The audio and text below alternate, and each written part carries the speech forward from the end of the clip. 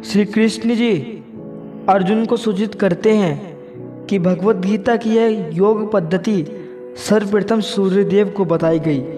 सूर्यदेव ने इसे मनु को बताया और मनु ने इसे इक्ष्वाकु को बताया। इस प्रकार गुरु परंपरा द्वारा यह योग पद्धति एक वक्ता से दूसरे वक्ता तक पहुंचती रही, लेकिन कालांतर में यह छिन्न भिन्न हो गई। फलस्वरूप भगवान को इसे फिर से बताना पड़ रहा है। इस बार अर्जुन को कुरुक्षेत्र के युद्धस्थल में वे अर्जुन से कहते हैं कि मैं तुम्हें यह परम रहस्य इसलिए प्रदान कर रहा हूँ क्योंकि तुम मेरे भक्त तथा मित्र हो। इसका तात्पर्य यह है कि भगवत गीता एक ऐसा ग्रंथ है जो विशेष रूप से भगवत भक्त के लिए है, भगवत भक्त के निमित्त है। अध्यात्मवादियों के 3 श्रेणियां हैं, ज्ञानी, योगी तथा भक्त, या कि निर्विशेषवादी, ध्यानी और भक्त। यहाँ पर भगवान अर्जुन से स्पष्ट कहते हैं कि वे उसे इस नवीन परंपरा का प्रथम पात्र बना रहे हैं क्योंकि प्राचीन परंपरा खंडित हो गई थी। अतएव यह भगवान की इच्छा था कि सूर्यदेव से चली आ रही विचारधारा की दिशा में ही अन्य परंपरा स्थापित किए जाए, और उनकी यह इच्छा थी कि उनकी शिक्षा का वितरण अर्जुन द्वारा नए सिरे से हो। वे चाहते थे कि अर्जुन भगवत गीता ज्ञान का प्रामाणिक विद्वान बने। अतएव हम देखते हैं कि भगवत गीता का उपदेश अर्जुन को विशेष रूप से दिया गया क्योंकि अर्जुन भगवान का भक्त, प्रत्यक्ष शिष्य तथा घनिष्ठ मित्र था। अतएव जिस व्यक्ति में अर्जुन जैसे गुण पाए जाते हैं वह भगवत गीता को सबसे अच्छी तरह से समझ सकता है। कहने का तात्पर्य यह है कि भक्त को भगवान से प्रत्यक्ष रूप से संबंधित होना चाहिए। ज्यों ही कोई भगवान का भक्त बन जाता है त्यों ही उसका सीधा संबंध भगवान से हो जाता है। यह एक अत्यंत विशद विषय है, लेकिन संक्षेप में यह बताया जा सकता है कि भक्त तथा भगवान के मध्य 5 प्रकार का संबंध हो सकता है। पहला, कोई निष्क्रिय अवस्था में भक्त हो सकता है, मतलब वह कुछ नहीं कर रहा, कोई काम नहीं कर रहा है और वो बस अवस्था में क्या हो सकता है, वो भगवान का भक्त बन सकता है।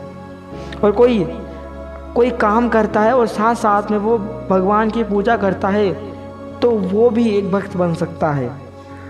कोई सखा रूप में भक्त हो सकता है, कोई माता पिता के रूप में भक्त हो सकता है, कोई दंपति प्रेम के रूप में भक्त हो सकता है। अर्जुन का कृष्ण से संबंध सखा रूप में था। वे मित्र थे, बहुत घनिष्ठ मित्र थे कृष्ण जी के। निसंदेह इस मित्रता तथा भौतिक जगत में पाई जाने वाली मित्रता में आकाश पाताल का अंतर है। यह दिव्य मित्रता है जो हर किसी को प्राप्त नहीं हो सकती। निसंदेह प्रत्येक व्यक्ति का भगवान से सीधा संबंध होता है और यह संबंध भक्ति की पूर्णता से ही जागृत होता है। किंतु जीवन की वर्तमान अवस्था में हमने न केवल भगवान को भुला दिया है, अपितु हम भगवान के साथ अपने शाश्वत संबंध को भी भूल चुके हैं। लाखों करोड़ों जीवों में से प्रत्येक जीव का भगवान के साथ नित्य विशिष्ट संबंध है। यह स्वरूप कहलाता है। भक्ति योग की प्रक्रिया द्वारा यह स्वरूप जागृत किया जा सकता है, तब यह अवस्था स्वरूप सिद्धि कहलाती है। यह स्वरूप की अर्थात स्वाभाविक या मूलभूत स्थिति की पूर्णता कहलाती है। अतएव अर्जुन भक्त था और वह भगवान के संपर्क में मित्र रूप में था।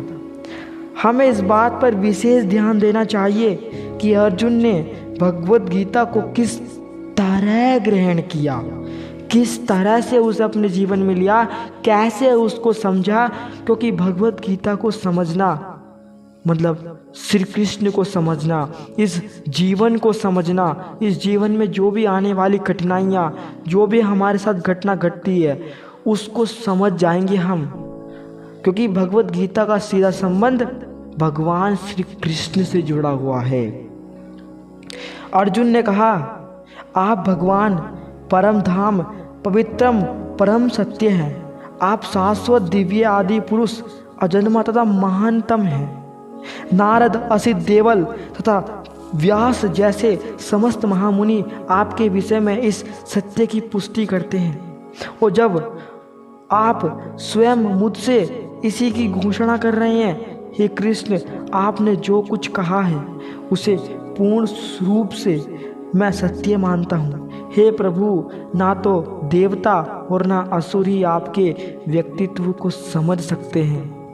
भगवान से भगवत गीता सुनने के बाद अर्जुन ने कृष्ण को परम ब्रह्मा स्वीकार कर लिया। प्रत्येक जीव ब्रह्मा है, लेकिन परम पुरुषोत्तम भगवान परम ब्रह्मा है। परम धाम का अर्थ है कि वे सबों के परम आश्रय या धाम है। पवित्रम का अर्थ है कि वे शुद्ध हैं, भौतिक कलमश से मुक्त है। जय श्री राधे राधे, जय श्री कृष्ण।